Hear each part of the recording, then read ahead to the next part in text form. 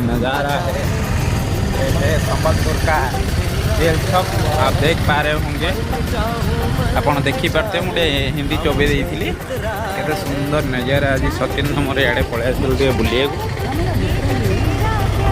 ବାକି ଅଟୋ ଭାଇ ଆମକୁ ସାଇଡ଼୍ ଦେଲେନି।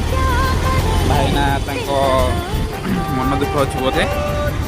ବାକି ରହିଲା ଆଜି ଆମେ ଯେଉଁ ଜାଗା ବୁଲୁଛୁ ସେ ହେଲା ଆମର ଜେଲ ଛକ। ଆପଣମାନେ ସେଠି ବୁଲନ୍ତୁ, ରାତିରେ ବଢ଼ିଆ ଲାଗିବ। ଗର୍ଲଫ୍ରେଣ୍ଡ ବୟଫ୍ରେଣ୍ଡ ଧରି ବୁଲିବେ ଆଉ ତ ମଜା ଲାଗିବ। ଆଉ ଏଇଠି ଗୋଟେ ହୋଟେଲ ଅଛି ଦେଖିପାରୁଥିବେ।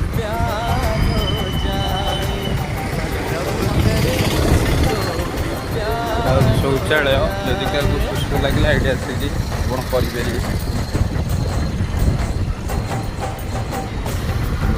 ଏରା ସମ୍ବଲପୁର। Bye bye guys.